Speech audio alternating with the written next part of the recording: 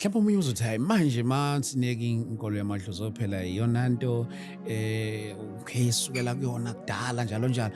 Ayikho into engasilahlekela ngokuthi singabakhonzi bona. Mhlambe angiveze into esithi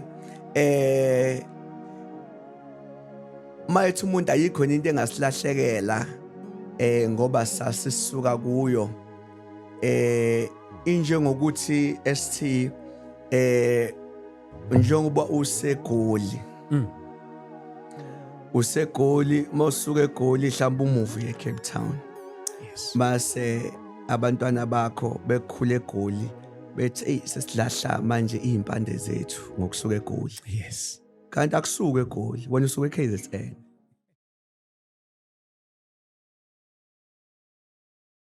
Okay, siyabingelela bazalwane egameni lika Jesu Kristu waseNazaretha.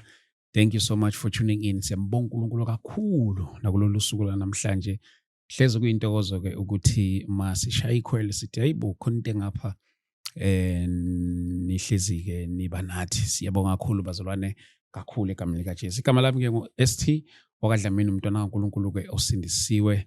Sithanda uJesu ngendlela emangalisayo. But before we start ke kuyinqubo yethu yala ekhaya, before siqala uhlelo lwethu senza sure ukuthi yonke into siyenza in line with intando kaNkulunkulu. So before we start ke I would like us to pray and then bese singena straight to engxoxweni yethu esinayo namhlanje. Baba egameni lika Jesu Kristu waseNazaretha. Siyakubonga uNkulunkulu wethu engcwele egameni lika Jesu Kristu waseNazaretha. uNkulunkulu wethu onamandla siyathandaza uNkulunkulu onamandla egameni lika Jesu Kristu waseNazaretha.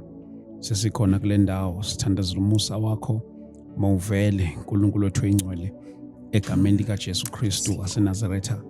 Each and every word that will be shared here, we pray let it find a special place in our heart.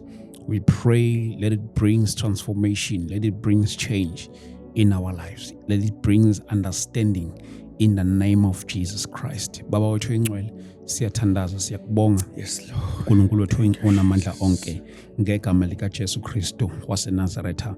uNkulunkulu sithulisa ke nazo zonke izinto ezingaba yisiphazamiso. uNkulunkulu onamandla nakulomlayezo namhlanje. Mawufinyelele kuwona wonke umuntu ekumela uzwe. Egameni lika Jesu Kristu waseNazaretha. We thank you Lord in Jesus name. Amen. Amen. Yeah, siyabingelela kakhulu bazalwane egameni lika Jesu Kristu waseNazaretha. Thank you so much ke once again. And today ke I am joined by my very own bishop for the first time ever enathi la kulelu hlelo lwethu namhlanje. Bekade wrong yonke lento. Zonke lezi sikhathi bekade ku wrong ukuthi hey ibishop lami lingaze laze lafika. Kodwa ke namhlanje uNkulunkulu ke yonke into nesikhathi sayo. Ula ke nathi namhlanje egameni lika Jesu we are in Durban edition. Silala esikhona khona. Angithathele ithuba ke ngimamukele ngimbingelele egameni lika Jesu Kristu. Ba Bishop siyabingelela.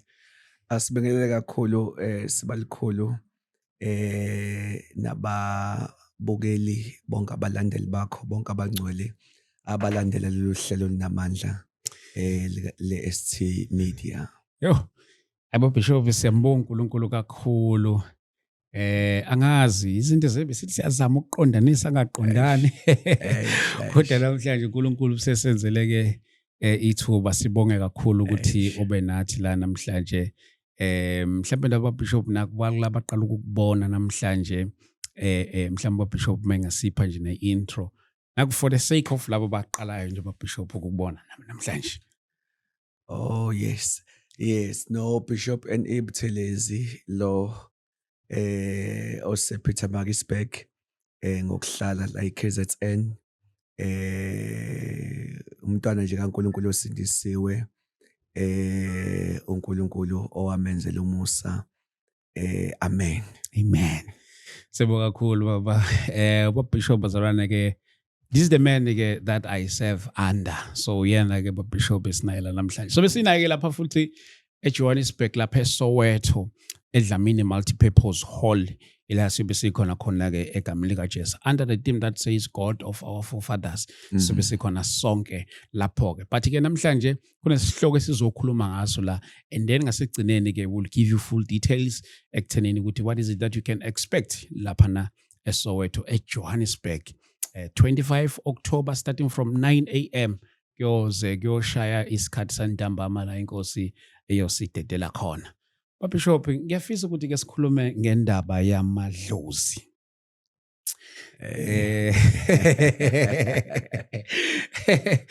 Yazi ukuthi indaba yamadlozi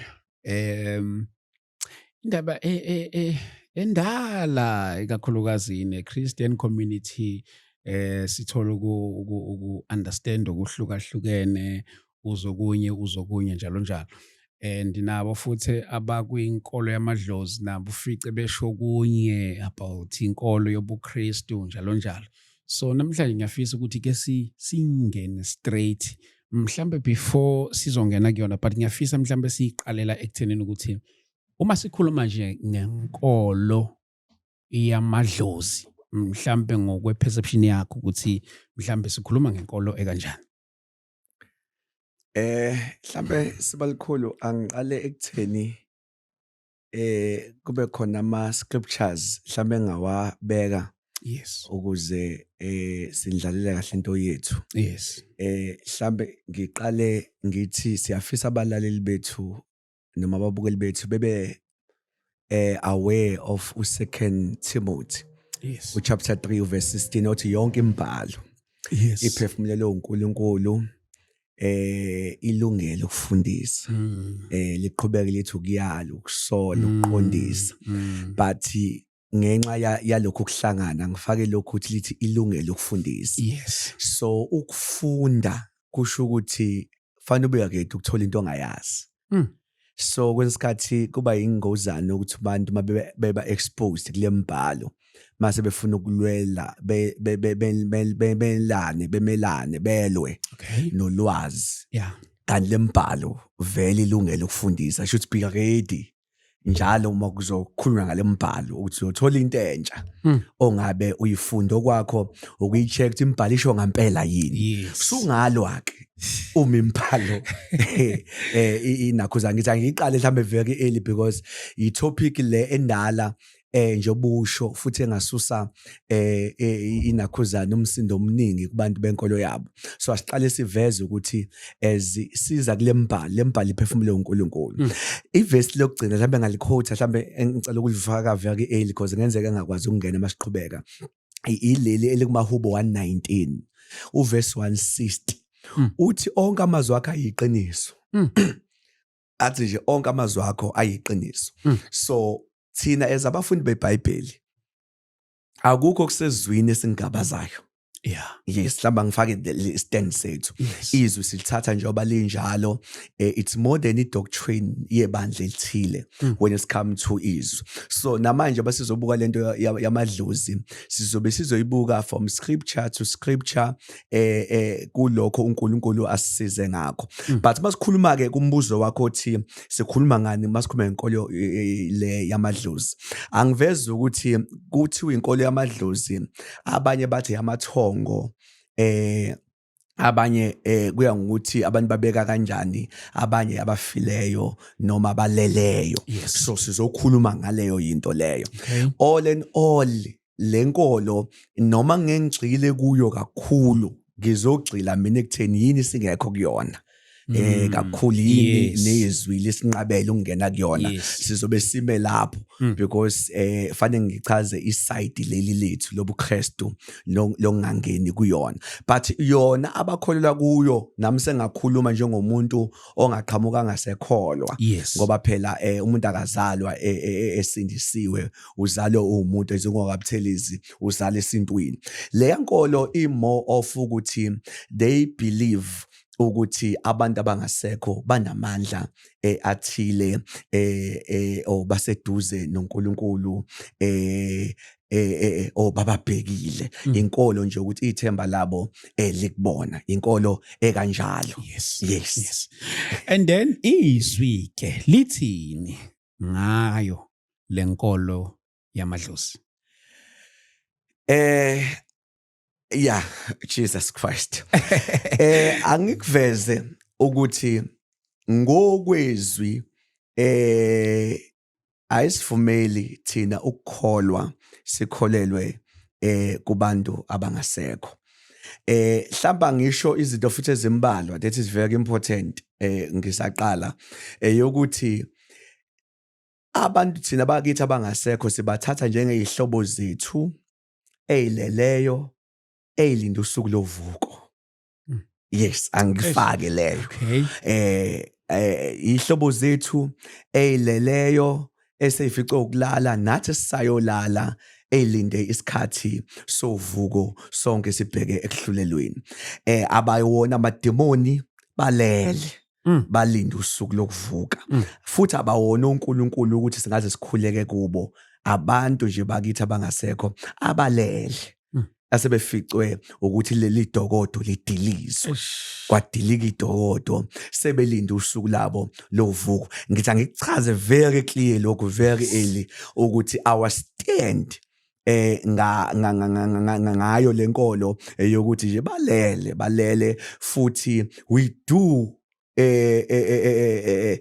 love them ngoba bahambe sibathanda futhi siyakwazi ubakhumbula ukuthi yazi konje ubalewe ngabe seyahle ngabe seyithi manje but asidukile kubakhonzeni inkolo yethu yobuKristu ifika imelapho. Why? Angiqale from the very familiar verse Exodus chapter 20 verse number 3. Exodus 20 imiyalelo eyishumi. Yes. Verse number 3 wakhona uthi ungabi nabanye uNkulunkulu ngaphandle kwami. Bangcwele yabona iBhayibheli liyingozi uma uzolifundelwa abantu. Yazi ngokukholwa sebalikhulu ngithole mhlambe ngiza la kuwena. All along bengithi le verse lithi ningabi. Kalithi ungabi. Alisho ukuthi ningabi. Khuluma ngani? Lithi ungabi. I was so interested. Ngithi hey yabona iBhayibheli live yakide.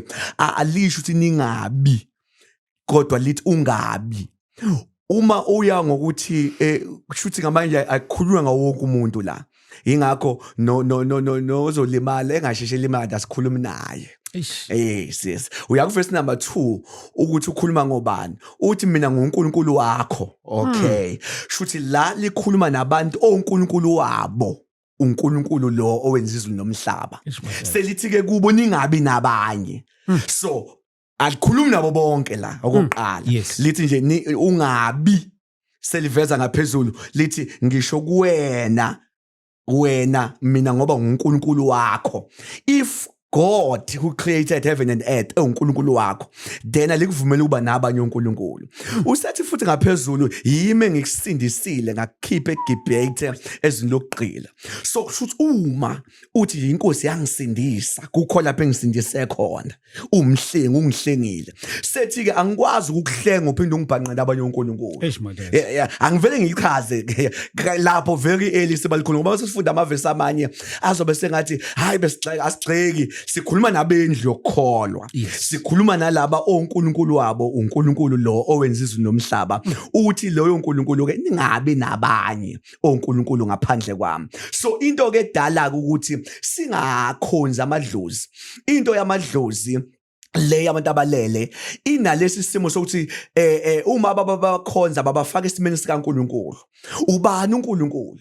Noma yini uNkulunkulu? uNkulunkulu inoma ubani noma yini umuntu athemba kuyo, abonga kuyo, acela kuyo, ancike kuyo. Yingakho uIsrael ukwakhipha ngisho amacici. Bakhanda ithole bathi bethu uNkulunkulu wethu. So nathi lento abantu abalele ikwi level kulabantu abangakafika entsindisweni yokuthi ikwi level yobuNkulunkulu. Ngoba even ngiphuma ngiyakhumbula mangikhule ekhaya ukuthi bekukhona indlu okungenwa kuyo sesiyahamba bosibanibani sigadeni bosibanibani nathi ingane siyapha. Uyabona ukuthi ikwi level yobuNkulunkulu. Hawu sesiyabonga hawu nisizamile nasinikeza ukuthi nakho ukuthi bakwi level yobuNkulunkulu. So uNkulunkulu inoma ubani noma yini ocela kuyo themba kuyo oncike kuyo That is God. So liyahluka ke ngezizwe ngiyabona nje la ngangathuka kabi ngasela ngako Makhutha uma ubheke eGakela amandiya khonza inkomo ahlangana njalo ngezikhathi ayimbathisile uNkulunkulu wabo. So nathi sinandle emnyama kulento yoyithixo noNkulunkulu sabambeka kulabo abafile.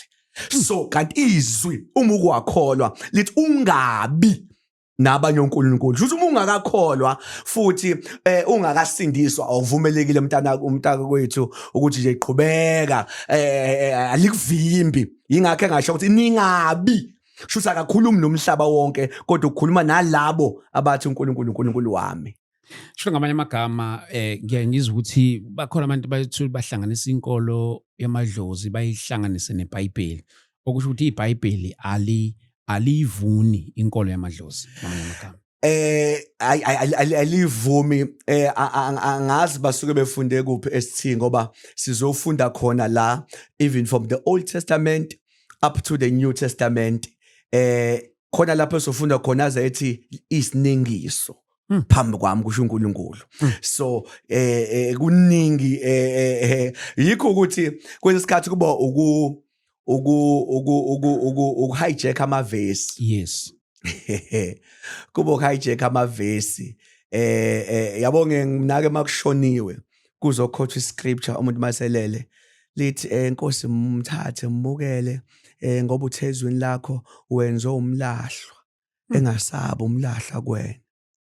Yazi singathi ulelo vesi kwangekho oshonile mhlali khulunywa uAbsalom owabulala ngesikhathi udade wabo ereshiwe Tamar. From there ngesikhathi ebulala egcine ubaba wakhe uDavid kule yanto eze kubona lento waze waxoshwa wakhishwa ngaphandle kwathiwa ungasabuyeli ngapha wabuya ezweni mayebuya kwathiwa woza ukuthi ubuso benkosi ngeke ukubone. Wagcina lapha eselwa khona ukuthi ngeke ngikwazi ukuhlala kodwa ubuso benkosi ngakuboni.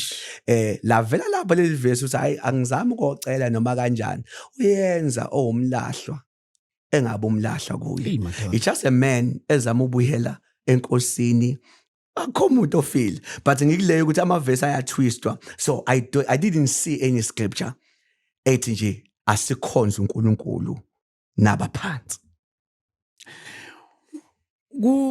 Hey madoda khona okay ngiyiquote exactly kodwa khona into engangayibona omunye eveza indaba ukuthi pho kwenza kanjani umuntu mhlambe si quote Johani kudala bayifela Petru njalo ezif ngathi khonza abantu abangasekho kodwa bakwiBhayibheli then isikhohla abangasekho kodwa bama families.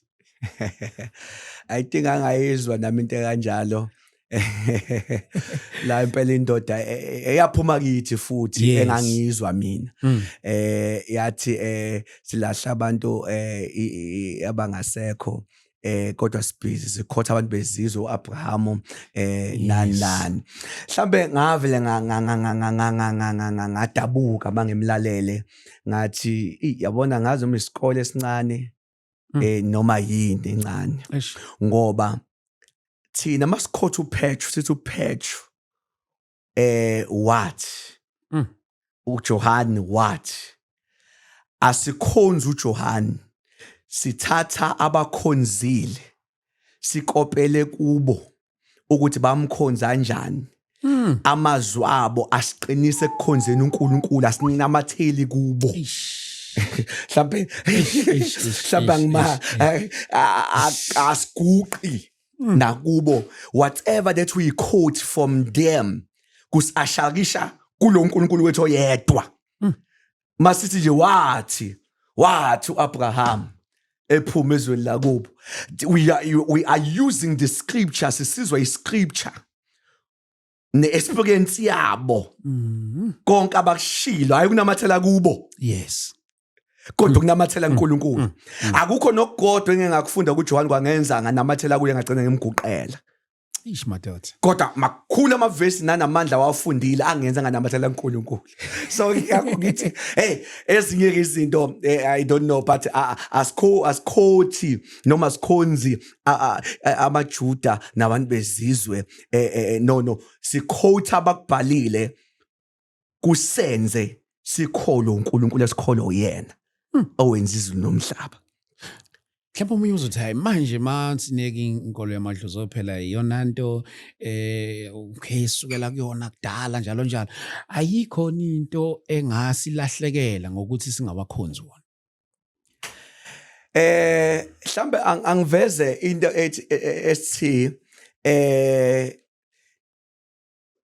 mayethu umuntu ayikho into engasilahlekela ngoba sasisuka kuyo injengokuthi ST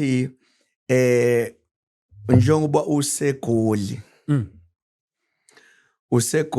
mawusuka eGoli mhlawumbe umuvi eCape Town mase abantwana bakho bekhule eGoli bethi sesilahla manje izimpande zethu ngokusuka eGoli kanti akusuka eGoli wena usuka eKZN ukuthi bona baphaphame usegoli madoda. So ngafane siye ezimpandeni umuntu usuka kuphi kanti ngoba umuntu usuka from Genesis 1 verse 26 ethi uNkulunkulu asenze umuntu umuntu uvele kuNkulunkulu angikuveze futhi esithi ukuthi uNkulunkulu wenza umuntu akenzanga isizwe wenza umuntu wenza umuntu wayengenasibongo engenalo wenza umuntu. That is chapter 1. Chapter 11 kaGenesis abantu sebebaningi bazakhela umbhoshongo obheke eBhabhele. It's very important to know chapter 1 no chapter 11 because chapter 1 kwenziwa umuntu, chapter 11 kwenziwa izizwe. Okay. Nazo zenziwa ngesikhathi lithi iBhayibheli mabekhanda umbhoshongo obheke eBhabhele babethi bafuna ukuzekhela igama ukuthi kwazeke ukuthi khona abantu abake bakhanda umbhoshongo bayobona uNkulunkulu. Mase lithi iBhayibheli uNkulunkulu wababuka wathi hey labantu bayisizwe sinye bawulimi lunye akekho ozabavimba ake ngehle ngosanganisa ulimi labo then kwadivideka ama languages in chapter 11 kodwa umuntu noNkulunkulu umdala kodwa ubuzwe kwaqala ku chapter 11 sekudingeka ke manje sicheke sibalikhulu ukuthi yini efika qala chapter 11 no chapter 1. Okay. Ngoba chapter 1 umuntu noNkulunkulu. Yes. Chapter 11 uNkulunkulu nalezi ilimi zonke. So mase sibuyele emasisweni noma sibuyele empandeni asikwazi ukuya ku chapter 11.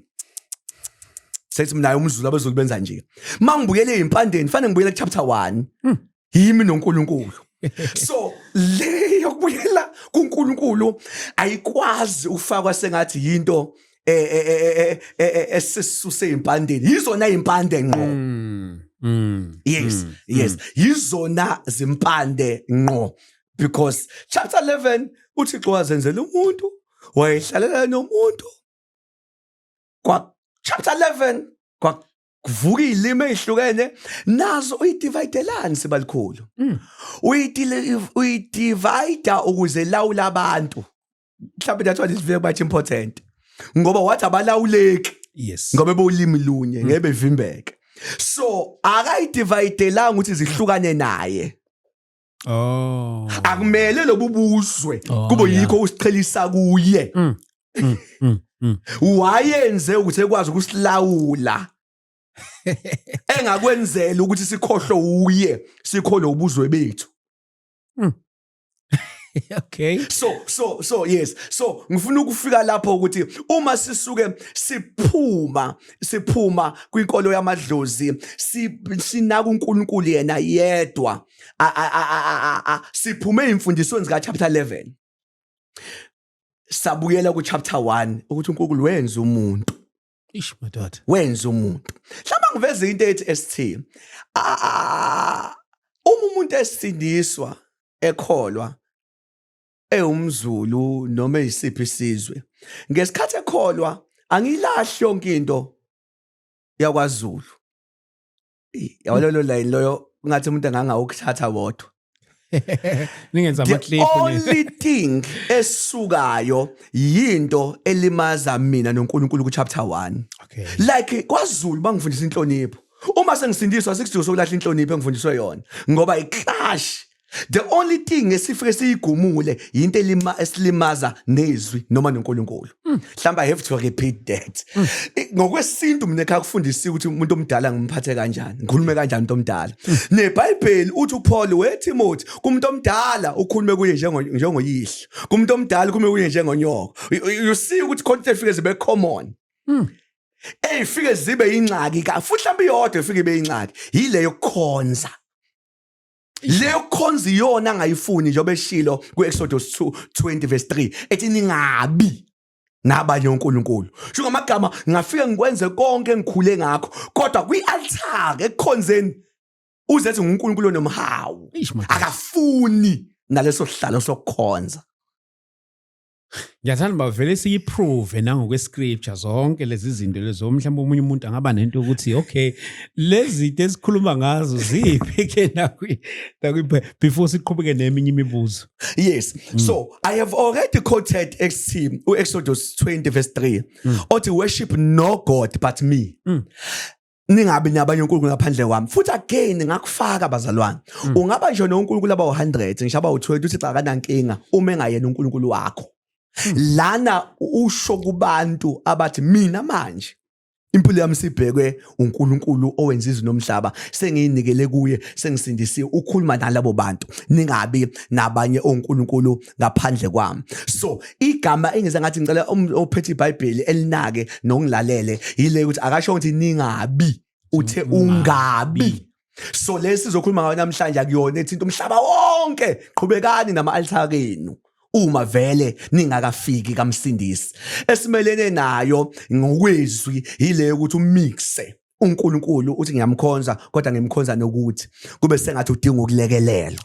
Ya kanti akadingi ukulekelelwa. Mhlamba singene ke yawo sifunde kafishane amavesi ambalwa lawa owafakayo ukuthi mhlamba omunye uzothi ngidinga amavesi. Lamavesi bazalwane sizowaquota yilawa asenza sibone ukuthi yini uNkulunkulu engasifuni sikhonza abaphansi. Okay.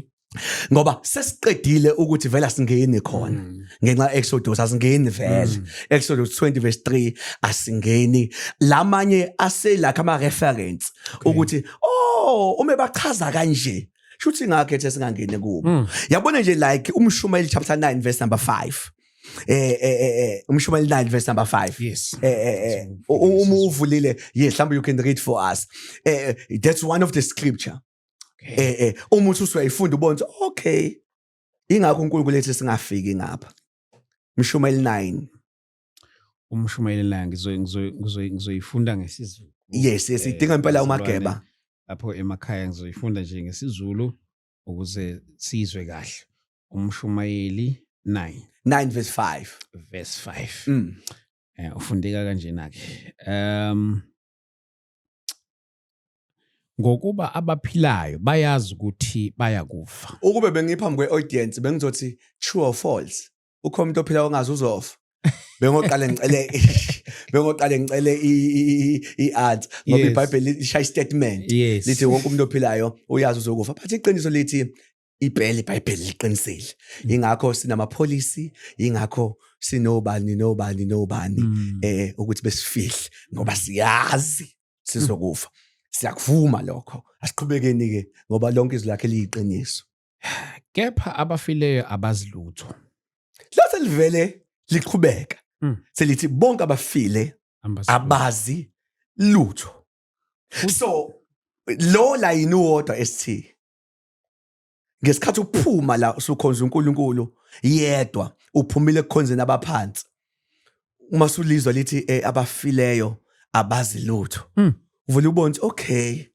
Kodwa ke the more we read ugcina ngoba singafanele sibe general ngathi siphila kwelinye izwe. Yes. Esithi ngiyacela ungilalele emncwabeni engigadele umuntu ophethe ihlahla. Ngifuna umnake into azobe eyikhuluma uyobe fakaza leli verse. Lo muntu obephethe ihlahla lo mlahla Nkosi uyomuzwa efika ethi mina umfowenu. Awu. Ngizisholani kade siphila? Ngizisholani manje kade siphila ola lonke? Imini mfowenu. Yes. Imoto ke mfethu lesingena kuyona. Itende mfethu lesingena kulo. Why these details? Ish.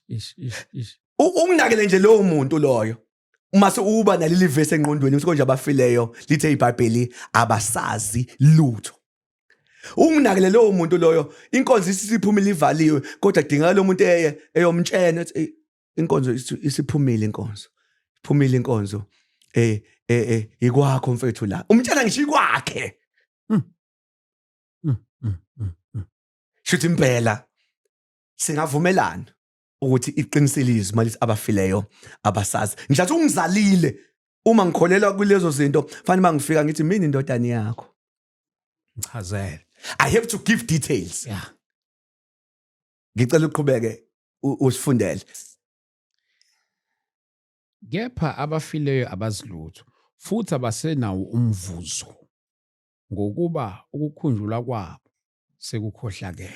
Abasenawo umvuzo kuchaza nje umuntu made ephakelwe ekhaya akasaphakelwa ziyagqabuka izinto ezithile akade vele elokho eyithola once umuntu khona izinto ezifriza into esiyaziyo leyo.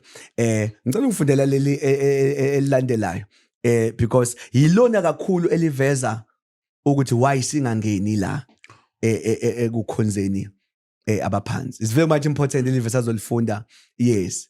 Uthando lwabo. Liba into ezu3 lithi uthando lwabo nokuzonda kwabo. Ukuzonda kwabo nomhawu wabo sekuphelile. Abafethu. Shuthi abathandi, abazondi, abanamhawu.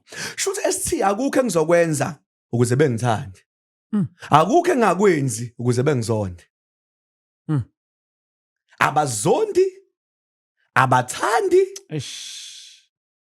Ish. No, this scripture is very much important. Akukho ukuthi ngiyoshaya mhlawumbe inkomo ezu20 engizayibachazekile-ke. Abathandi uthando liphelile. Akukho engizothi yangisakwenze ishuthi hey manje kuzongibhedela abazondi. Can you read one more time abasibom this scripture? Uthando lwabo ukuzonda kwabo umhawu wabo sekuphelile. Futhi abasenaso isabelo nanini kukho konke okwenziwa phansi kwelanga. Amen. Baphumule as I've said ekuqaleni kwami, baphumule la umuntu alindele khona usuku lokukhala kwecilongo ukubuya kwenkosi sibheke sonke ekuhlulelweni njengamanje abazondi abathandi abanasi sawo. Akukho engathi hey manje kuzongibhedela kuzophetha ngempela ke manje kuzophetha ngempela ke abazondi. Scripturally, biblically. Yeah. Abazondi. Ingefane ngishaya indidle esiphithi abathandi. This is my advice bazalwane as I'm reading here ST engiyibonile ekukholweni ngale yonke lento le. Eyokuthi ngiyafisa kube ngathi usilalela umuntu osenomzali ophilayo. Because imfundiso yethu thina izwi lisifundisa ukuthi mondle umzali wakho. Lize lithi uma ungamondla umubi udlula umuntu ongakholwa. Ungamlindi ezefe. Because imfundiso yethu ayivumi lento oqhamuka sowenza izinto ade ungamazi umuntu ephila. Awufunda uverse 10 lapho uzomangala. Because inqwaba ifike yenza amadila amaningi, yenza imicimbi eminingi, umuntu ngobe kaseka. Verse 10. Konke isandla sakho esifumanayo ukukwenza. Lithi konke isandla sakho esifumana ukukwenza. Njengoba ukwazi ukuwasha, ngikwazi ukumthengela isinko, ngikwazi ukuthenga impuphu. Isandla sakho esifumana ukukwenza, lithi kwenze. Verse number 10 uthi konke isandla sakhe esifumana ukukwenza. Lithi kwenze. Mase qhubeka lithi ngamandla akho onke. Sho ngamagama ungakwenza ucomplain. Ungakwenza ubalisa. Lithi ngamandla akho onke. Mase libala izinto ngezansi. Lithi ngoba akukho umsebenzi. Akukho nakwazi. Akukho nakuhlakanipha endaweni yabafileyo. Shuthi once wamenzela sefile, uyabukisa kubantu yena akazi. So it's very bad ukuthi abantu bethu banemfundiso yongabanaka abazali. umuntu uyasebenza uphila impilo yakhe akondli akenzi lutho kodwa uthi mina ngazisa amadlozi ngazisa abaphansi mase umuntu sefile senza nengubo enkulu sehlaba imbuzi ezingaka senza yonke into kodwa ngisho nje isinkwe ephila akaze sithole kaleli izwi lo umshumali 9 verse 10 uthi yonke into isandla sakhe sifuna ukuyenza yenze mase lifaka into ethi ngamandla akho lithi ngoba akukho umsebenzi akukho kwazi akukho kuhlakanipha endaweni yabafileyo mase lithi nawe lapho uyakhona ekugcineni liveza ukuthi nawe ufuna ukwenzela into angakulindi uzufe so leso scripture siveza into ethi uma unomzali uephila unethuba lokumenzela yonke into futhi ithuba ongeke uhlezi unalo yingakho iBhayibheli lithi konke isandla sakhe sifumana ukwenza sho amagama angingalindi imhlanga asebenza kahle ngomenzela ukuthi mhlambe uyothi ngisebenze bengasekho yingakho lithi ungalindi yonke isandla sakhe sifumana ukuyenza shuthi noma ngathi uyinto encane ingakho nje athi umwashela kunabantu abanezalukazi emakhaya esithi ihlazo salukazi sosiyaneka siyawasha kodwa uzalile unabazulu ugcola igceke but abamnakile akefe siyazenzela wafa nje sebamazisa nandani sebenzela ukubukwa abantu ngokwaleli verse benzela nje ukubukwa abantu yinto that does not count malizothi akukho kwazi endaweni yabafileyo so umbuzo ukuthi esithi uma imali itholakala nzima kangaka sengingahlaba ngithi ngenzela umuntu ongekazi madatha. So this why mase sifika sesindisiwe sesikholwa loNkulunkulu sivele siphume iBhayibheli sikhisho kodwa ukuthi akafuni sibe nabanye uNkulunkulu leyo ngifuna siyibambe into enkulu esikhiphe la ukuthi akafuni ukusharewa akafuni ukuba nabanye uNkulunkulu but sesiyayibuka noma ke seqhubeka iBhayibheli lonke ukuthi awuvele belivele izosilimaza lento labantu abasenakwazi futhi abananzondo abanathando ayikho engayenza beyithanda but elinye scripture angazi bangalifaka manje noma khona usangifuna ukuphawula because there's another powerful scripture eveza ukuthi once umuntu wazi wafa khohle ukuthi uphinde uthola isibusiso usigeje ephila singasifaka Genesis uGenesis u27 kunobaba lapha noIsaka unomfana wakhe uJakobe uverse 4 uthi mfana ngicela uyongihlabela hamba uzingela ngakufunda mase ufikile khona uGenesis u27 verse number 4 Genesis 27 7 verse 4 verse 4 okay ngathi uqala kahle ku ungaqala la ngalokho awuthathe manje izikhali zakho umgodla wakho nomtsalo wakho uye endle ungizingelele inyamazana ungilungisele isilovela engisithandayo usilethe kimi ukuba ngenzela ubest ngabe amagama ngenzela ubest ngidle usilethe kimi ukuba ngidle umphefumulo wami ukubusise ngingakafi abafethu ayish shuthi once wageja lana weJakobe ngaze ngafa sengihambe nesibusiso ngenzela isilovela futhi hayi nje uwenze nje wenzela nje because ibhadi lethu na abazali afa singabanaki senza nje senzela nje uthi ngenzele ngisithandayo ukuze umphefumulo wami ukubusise ngingakafi shuthi asikho isibusiso emathuneni asikho isibusiso umuntu wazowafa ecomplaina ngawe ekhala ngawe ungabazi ukuthi uyini sitholwa ngapha so this is one of the very powerful scripture ngenzela ngidle ngingakafi uze be specific ethi ngingakafi yo yeah uze be specific singakafi yeah ne yeah no there are so many scriptures mbuye ngidedele nethuba lakho esithi but there are so many scriptures that's one of the scripture again ethi nginali ikhehle lingikhulisile sedlulile emhlabeni kodwa bekumele ngenze sure lingakadluli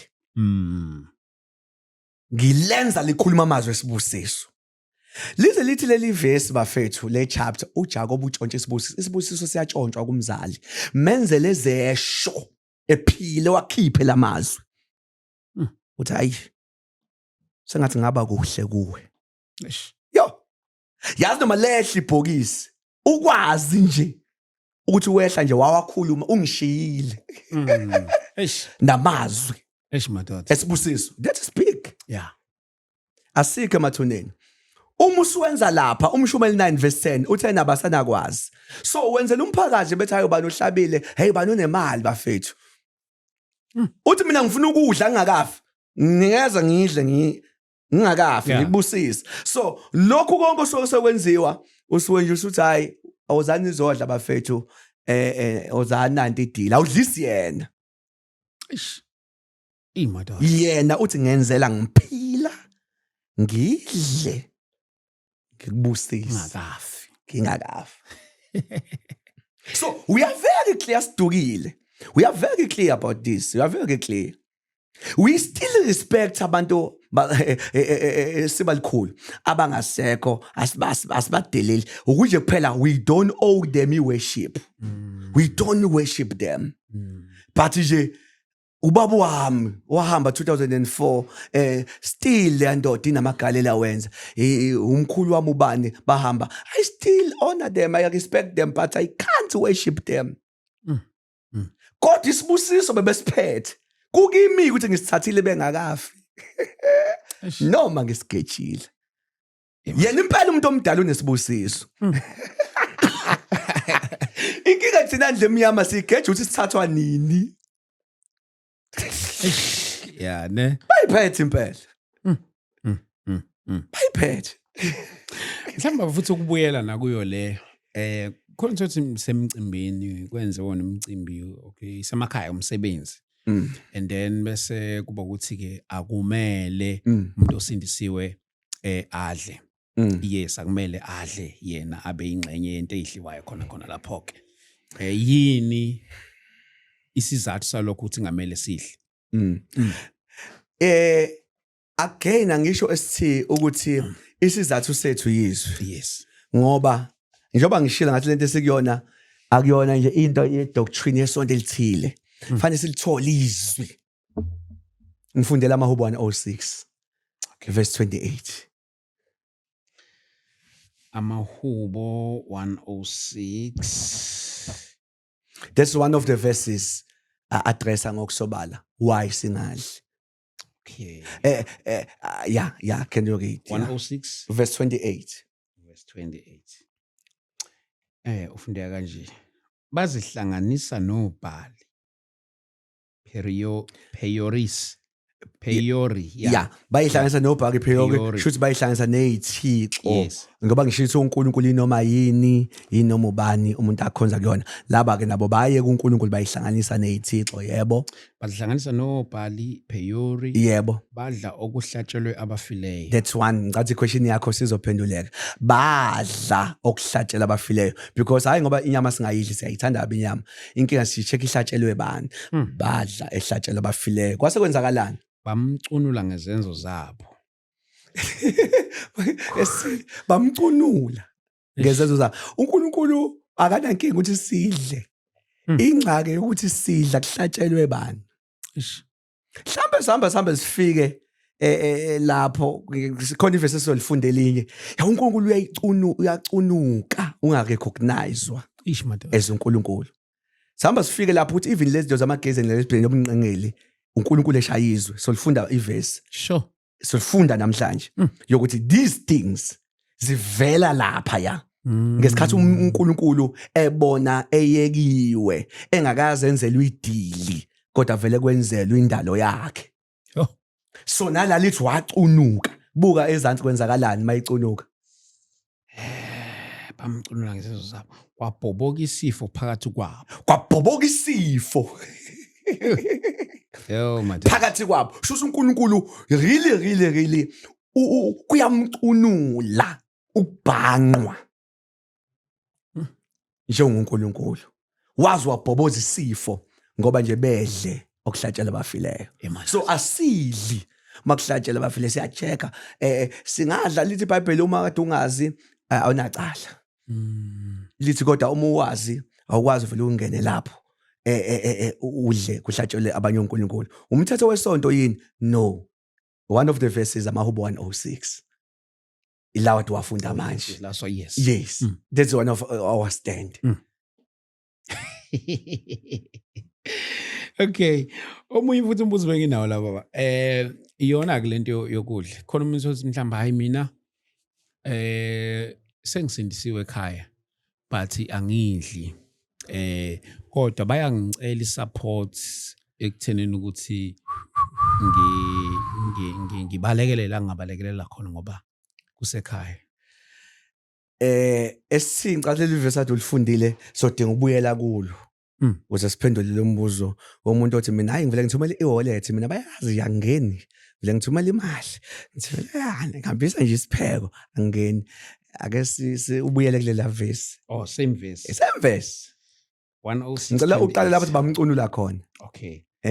Bamcunula ngezenzo zabo. Okay. Bamcunula isiZulu ke ngicela sasifunda sonke. Alisho bamcunula ngesenzo. Ithi ngezenzo. Shuthi lento abayenzile isebuningini. Shuthi kufanele uqala phansi ufunda uverse 28. Sihambe sibala. Ngoba thina eqaleni siphendula ukuthi asidli kanti senze sisodwa. Kodwa ezansi bamcunule ngezenzo. Ake sicheck kanti zingaki lento abazenzile. From 28. Basihlanganisa nobhali pheyoli. Isenzo leso igama lokuhlanganisa isenzo. Yini ukuyihlanganisa? Ukuthi nali 1000 lami. 1000 limele mina ngingcenye. Laba bazihlanganisa base bayadla yingakho ezadla lithi base bemcunula ngezenzo. So ukwazi ubalekela isenzo kodwa esinye ubusenza. Yeah. Ngoba abamcunulanga ngesenzo. Bamcunule ngezenzo. Actions. And uma kubuzakala esithi uphi ubuthelezi bobani wangafika bo anti la emcimbini kade ngithumela imali vele kuthiwa ubusy kodwa hayi ukhona uthumelile ukuthi into engiyifakile ngihlanganisile ngikhona noma ngingeke impahla yami imele mina isho ukuthi I'm the part and parcel. Yeah, ne? Yingakho ke bangcwele ngicela ukungena la esithi. It's very much important ukuwondla umndeni wakho. Ukuze uma imali ngingayifaki kulezi zinto baza kancishani umfana kamalume akancishani umfana wethu shuthi inkolo yakhe engavumi la. Kuba ingcawu ukuthi usivele uyikhona usindisiwe futhi awondli vele awunakekeli. Ugcina ngasaze ukuthi ucasha ngensindiso noma vele unqonqela. Yeah, this one is very much important. Wondla umndeni wakho. Bonakala uvela ezintweni mabelambile bexakekile ukuze uma ugodla la bazi ukuthi aena akusiyinto yabona khona udadewethu wadlula emhlabeni not long ago. Mayedlula sekudlula sekukhona umunye okhona lona okhona usethi masekhuluma uthi yazi wasend message ethi athi kunomsebenzi kaSisi lodlulile manje bhuti besicela ukuthi ufake okuthile ngivele ngayiphenduli yiwasathi sengihlangana naye useyahleka uthi hey bhuti yazi kwakuhlezi omalume behind me bengithuma bethi angisendele message ngithi mina uthi bengithuma bethi wena eniclose kakhulu uyokulalela umcela imali uthi ngabatshena ngathi mina khohlwanza ubhuti ofaka imali la ukube bengithe ngilambile buyifaka semthayi yabo ngahleka ukuthi uyabona uzochazwa umuntu ukuthi ubani umela kodwa hayi ngoba encishana ukube bengithe bezoyifaka manje uthi ngabatshena ngenze ungayiphendula uyiphendula le message uthi ngabatshena sekuphela usibukana akaze ngiphendule mina angikho aware esithi ukuthi ngikwi test ngale ngoba abantu abangakholwa they know iqiniso kodwa baya they know Yes. abangakholwa enkolweni yethu angibeke ngaleyo ndlela ngoba wonke umuntu uyakholwa enkolweni yakhe abangakholwa kule nkolo they know uthi imncele yethi kuphi ingxaki sishawe laba abathi sebekhonza le uNkulunkulu bembhanqa nabanye uNkulunkulu that's where i-issue yethu iba khona so ke asifaki imali thina asidli futhi asifaki imali when it's come to these things. Ekhaya kukhonza amadlozi ngisindisiwe akusikudala ngisindisiwe ekhaya bakhonza namadlozi so abahambelani nalesinqumo esengisithathe ngiphila njani ke ekhaya ngoba la ngiyarulwa ngiyingane kodwa futhi manje abekho kule nkolo le esengikhethile. Yo, what a powerful question ST yokuthi ngisekhaya angakabi nekhaya lami umuzi wami ngisekhaya ekhaya abakholelwa kuJesu ensindisweni ngenza njani ngakabi nekhaya lami. ST lapho I'm having the answer with some advice. Based to experience and stuff. Okokuqala ke ngifake into ethi umndeni awushunyayezwa. Kodwa umndeni uvezela inkambo. Yeah, ngicela ngibeke kahle. Okay. Umndeni awuvuleli iBhayibheli. Umndeni uvulela inkambo. Into oqala engayikhuluma kulowo muntu ngathi ngiyacela ukuthi ukusindiswa kwakhe sengathi kungabonakala emndenini ngoba inkambo iba yivoice yomuntu ekhaya. Once wageja inkambo waqhubeka wakuhlaza waqhubeka wabonakala ungashintshile kulezi zinto zonke zenkambo ulahlekelwe yiphimbo ongakwazi ukuthi likhulumele. Inkambo speaks kumuntu osuke esekhaya. Angenze sibonele 2010 senze imvuselelo isenkandla emakhaya. Masenze imvuselelo kanti siyenza uJune. I remember kwakuyi World Cup, around World Cup. Masiyenza ngabo June kanti kunensizwa yakamkhize eyayenza i-final year. Itsheniwe ukuthi waqeda nje sizokufaka iphandla sizobonga kanti izosindiswa euniversity. Ihambe ekhaya ingasindisiwe. Yafika euniversity yasindiswa ngenxa yobude beminyaka yaphenduka yaze yavutha kodwa ekhaya akholwa. Mayifika ngapha yavutha yathi bafethu nginengxaki ngilindwe iziphandla. Ngenze njani? We told the guy, sathi hey ndoda, veza nje inkambo, awushaya inkambo. Ngoba abantu abangasindisiwe abangekho enkolweni yethu akukhona ukuthi sibalikhulu badinga ukutshenwa nje ukuthi abantu abasindisiwe abangeni la. Bayazi abangeni. Yebo sinale stigma salaba abasilimazile bamix. Usugcina nawe ungaziwa kanti iqala uma uthi ngisindisiwe usuqedile. Manje noma ungathi usindisiwe angeke ukuthi uqedile ngoba abanye baya mix. Then this guy ngathi sithi kuyo i-advice futhi ithi kuhle umndeni kuwazisa wena awusafiki kuphi. Ungasho kuhlatshiwe ST. Not formally. Kuyixoxa njalo hey Jesu ngisizile angisangeni kiphi. Ifake into yokuveza uhlobo le quality noma lo hlobo levangeli lakho. Ngoba bakhona bathi Jesu kodwa bengaphumile kulezi zinto. So ifake benyuse umoya phumo awulu uyayifaka nje. Voice yakhe inkambo. Ubafakile isombo ukuthi wena ukuphi la ungasafiki khona emva kwalokho iba nenkambo kungahlatshiwe. Futhi ungayikhulumi sekuhlatshwa manje hayi mina ngisayi njalo lapha eli yazi Jesu sengimthathile angifiki lapha mase ushaya inkambo. Imost yabazane bethu-ke ST ishawa yini, abanye bayakusho ukuba batshena umndeni angisafiki kephi nakephi, kodwa umuntu ebhede efane nabantu bakuba bangakholwa, ebhede kule level yokuthi manje kusho le nsindiso yakhe ayikuvuma ukuthi uhlaba kodwa iyavuma ukuthi idelela, ayivuma ukuthi ihlaba kodwa ubhizi usindisiwe kodwa nakho usuneyingane ezinye uphinde wayithola usindisiwe ngaphandle yabo. Usulimaza iphimbo ivoice. Sahamba senze imvuselelo ngakubo kale mbhemu, senze imvuselelo. Usethi lo mbhemu lo, obaba bami inkinga abakhona ngidili nobaba. Obaba bawu7, ilo mndeni okholelwe ekutheni lamadoda athi umuza kona wami umuzi wobaba.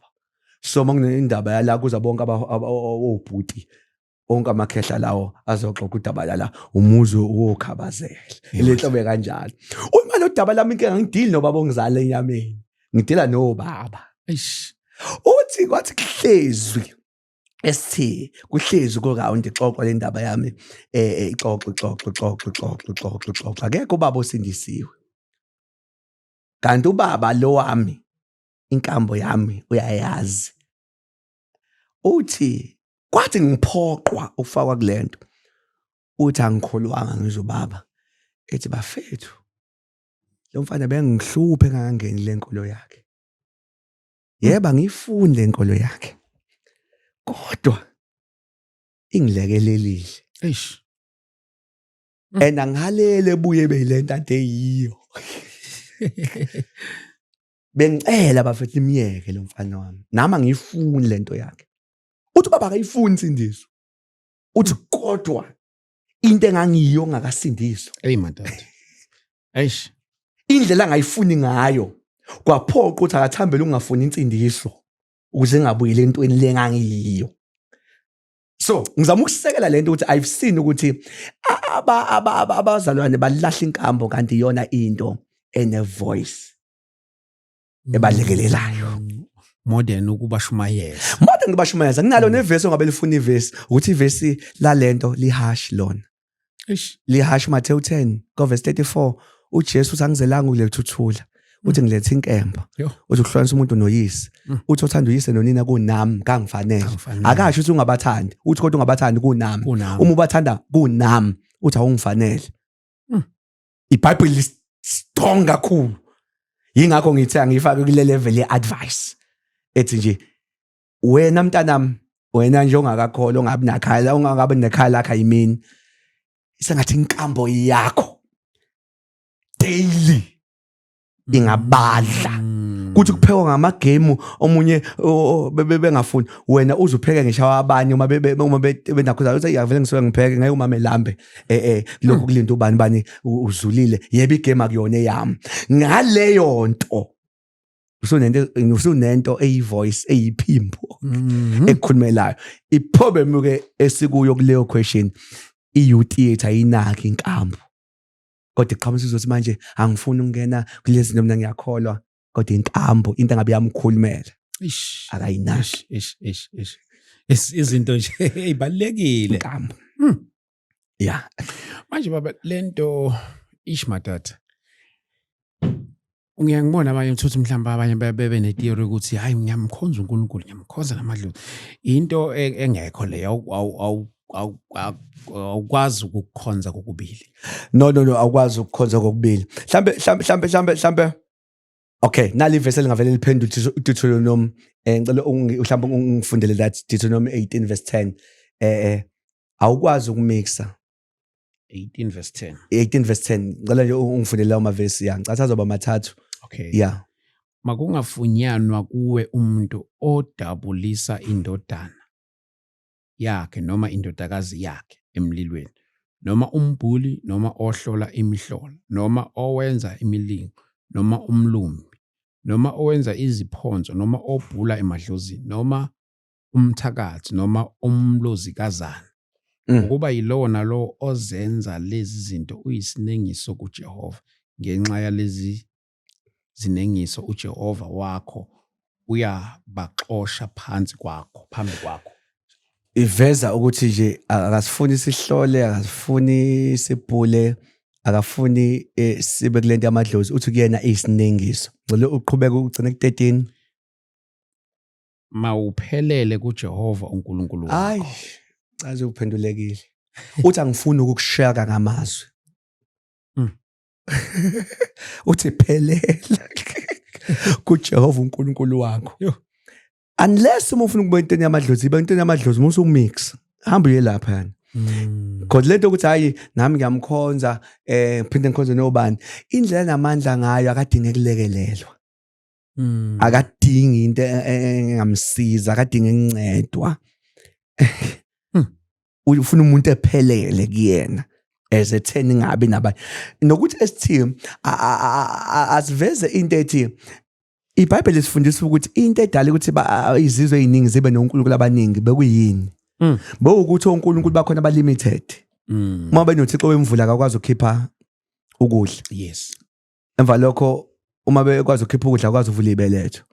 So then begcina bekhanda uNkulunkulu bekhonza uthixo abaningi ukuze bebe noNkulunkulu abakwazi ukwenza yonke into edinga umuntu.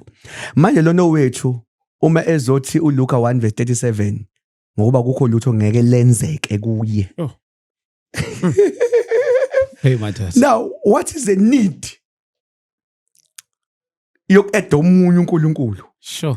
kuNkulunkulu engekho lutho olingeke lize lenzeke kuye.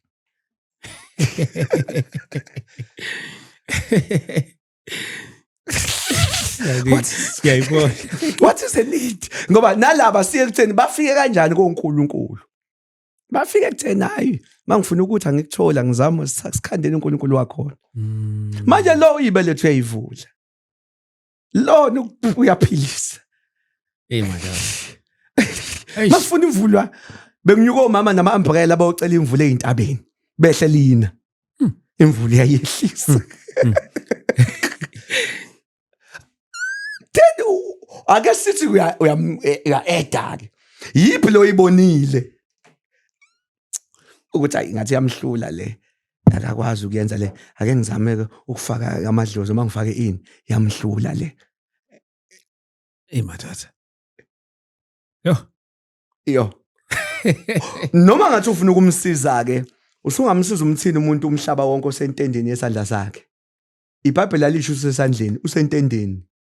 Into encane umhlaba kuyena. Usentendeni yesandla sakhe. Wazi inamba yeinwele. Inkanyezi ezibize ngamagama. How can you assist that person? Owazi uze ethezwini ngazi igama ungakaliphimiseli. Ukuthi uzothini. Yo. Hey. How can you assist that God? Ne, hayi baba. Lesi sifundo samadlozi ngicabanga ukuthi isifundo esibroad kakhulu. Esinezinto eziningi. Kodwa ngiyathanda ukuthi ngingakuvalili nokunye mhlawumbe obengafisa nokuthi ukuede before sifika ngasekugcineni ngaso lesi sifundo. Mhlawumbe eminye imibuzo yami ingakuyisa kude, mhlawumbe ingakuyisi entweni ebekade futhi usiphathele yona. Mhlawumbe nalokho ngafisa nje ukueda ekusosona lesi sifundo. Yes, mhlawumbe bengacela ST konke engiyifakile ngenze komunye uyolokho elindele engithena lento yobugays yobulesbian. Yes. Ivela lento yokukhonza izinto inomthelela ekwenzeni lento. Ngicela mhlambe siwafunde those couple of verses. Romans 1. Okay. Romans 1 verse number 21. Ngiyacela ukuthi wena unesikhathi ekhaya uyifunde from 18 because iveza uNkulunkulu into ukuthela kaNkulunkulu ngokuyekwa njengomdali. U21 ngasipha mhlambe yena. Romans 1, yes. Romans 1 verse 21. Ngokuba kuthe bemazi uNkulunkulu kabamdumisanga. Kuthe uNkulunkulu bemazi, umuntu azi kahle nje ukhona uNkulunkulu. Kodwa lutho ukumkhonza. Kabambonganga njengoNkulunkulu. Selithi futhi abambonganga njengoNkulunkulu. Kusho babonge izinto ade beyibonga, kodwa yena abambonganga. Yebo. Kodwa balutheka ekuzindleni kwabo.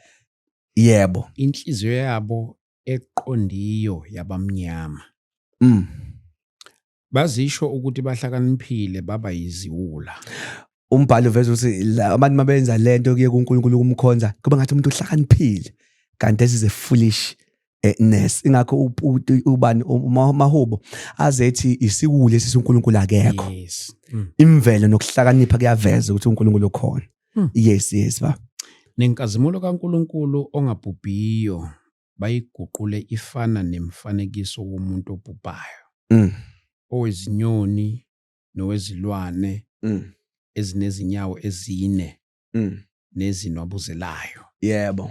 Ngalokho uNkulunkulu wabanikela ezinkanukweni zezinhliziyo zabo kukho okungcono. Seliveza ukuthi ngenxa yaleso senzo leso uNkulunkulu wavela abantu wabanikela. Yebo. Bahlazisana imizimba yabo. Wabanikela izakhuvo leyo wabantu wabayekelela uthi selithi bahlazisana imizimba yabo. Yebo. Baguqule iqiniso likaNkulunkulu balenza amanga. Baguqule iqiniso leso uNkulunkulu wenza indoda wenza umfasi. Kodwa baliguqula balenza amanga. Yebo. Bahlonipha bakhonza okudaliweyo kunomdali. Nansi into abantu bavele bayeka umdali bakhonza okudaliwe. Amadlozi angena phansi kwezinto ezidaliwe. Bakhonza okudaliwe. Yebo. Ongobonge ngayo kuze kube phakade. Bayeka uNkulunkulu obongekayo kuze kube phakade. Amen. Yebo. Ngenxa yalokho uNkulunkulu wabanikela ekuhuhekeni okuyihlazo. Ngenxa yalento bazalwane nginazi kodwa isithimba mfethu. Isizathu salento ukuthi uNkulunkulu uyekiwe wangadunyiswa washesa abantu ngibayekelele. Bayekelele. Yebo. Ukuguqula ukwenza okwemvelo. Okay. Ngenxa yalokho uNkulunkulu wabanikela ekuhuhekeni okuyihlazo ngokuba abesifazane babo baguqula ukwenza okwemvelo kwaba ngokuphambene nemvelo. Baqala abesifazane baguqula ukwenza ngokwemvelo. Sho ngamagama ngokwemvelo nje ejwayelekile ukuthi owesifazane udinga indoda. Kodwa bayiguqula leyo nto. Yebo. Ngokunjalo nabesilisa bayeka ukwenza okwemvelo kwabesifazane. Nowesilisa uyazi fabo wenza kwesifazane. Kodwa baguqula. uNkulunkulu njalo sike ngingakhohlwa uNkulunkulu othe ngibayekile abantu. Yini inkinga bayekeleni ngoba bangikhonzi nje bakhonza indalo kunami. Shuthi lento lento yobulilo kufana intshebe ihubha intshebe nosifazane kanjalo ihubha osifazane uNkulunkulu ethi kubantu abahlazisane ngoba bangiyekile. Sure.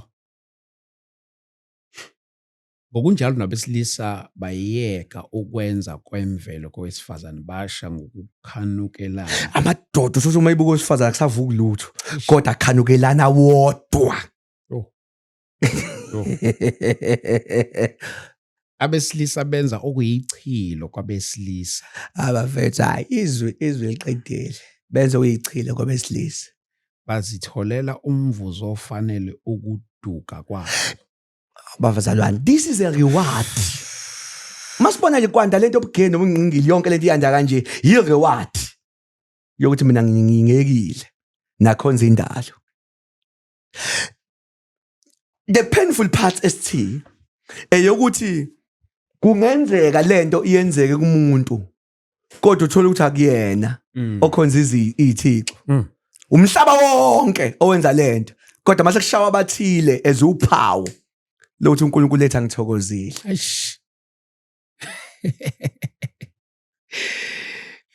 What? No, uqedile sithi. Uqedile sithi lapho. Uqedile. Yikho ukuthi asizile namhlanje uzokhuluma ngalento yobulilo okufanayo. Uzayisiza ubuthinta nje bonke. Asikho kukho. Kodwa sikhotha into yokukhonza amadlozi, into yokukhonza indalo ukuthi lithi iBhayibheli bangiyekile. Bavele bakhonza okudaliwe kunomdali. Nami ke ngizobayekelela behlazisane. Ingakho lento yobulilo okufanayo yobugay is more than isono. Ubuyihlazo. Iku-level yehlazo. Ngenxa yokuthi uthi uNkulunkulu ningiyekile. Bishop siyoyenzela ilanga layo le yobugeyi sikhulume yodwa. Ngiyathemba ukuthi bayosizakala abaningi kuyona yona ngoba ngibonile isematheni ekakhulukazi kulezi insuku ayongizwe wafike kaphi kodwa thina ngeke singene njengongizwe ngeke singene njengongizwe sizoyingela ngezwi nanokuthi okunye our stand is very clear. We love them abantu bakaNkulunkulu futhi bashawe hayi ngenxa yabo ngenxa ethu sonke ukusaye kuNkulunkulu. We must be clear. Ngoba oxhama umuntu sethi abahambe sebelwa nabo kanti umuntu ubhizi kodwa ekhaya ukhonza amadlozi umuntu ubhizi ekhaya ukhonza izithixo uyena okhiqiza lento. So our stand it is very clear ukuthi these people are victims olaka likaNkulunkulu olingazile kubo olize kithi sonke. They need ukuthi sibathande, they need ukuthi sibaphe iqiniso likaNkulunkulu bebe delivered. Sizokhuluma ngelanga layo. Siyenze ilanga layo. Bishop siyabonga kakhulu. Yes, nangomhla ka-30 Bishop. No, ngithi mhla ka-30. Mhla ka-25 sizobe sise Soweto eDlamini multipurpose. Mhlawumbe nje baba ukugcizelela nokuqinisekisa nokuza kwakho nanokufaka amazwi engcizelelo ekuthenini ukuthi yini ongayisho ebantwini bakaNkulunkulu and what is it that they can expect nangolo lasuku. Yes sisegoli lapha eSoweto mhla ka-25 October. Yes. Iyo le nyanga isifikile sikhona engakusho esithi ngathi unyaka ungaba nzima kodwa kuyinkinga ukuqeda unyaka ukhathele emoyeni kuyinkinga ukuqeda unyaka ushayekile ake siphelele lapha yana sizoba revived sizovuselelwa ngoba uma uqale uqeda unyaka kambi maningi amathuba ukuthi uma uqala unyaka uqale ungekho tuned kahle. Lela suku it's a day la khona sizothi uNkulunkulu sifaka ialignment yakho.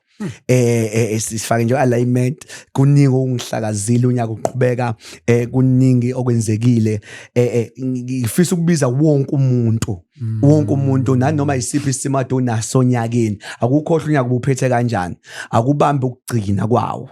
Yes, akubambe nje isiphetho sawo ukuthi ngifuna ukuvala at the high note. Wow. Yeah. Bishop siyabonga kakhulu uNkulunkulu siyabonga kakhulu Bishop mhlambe ke nabafisa ukuxhumana nawe Bishop bakuthola kanjani?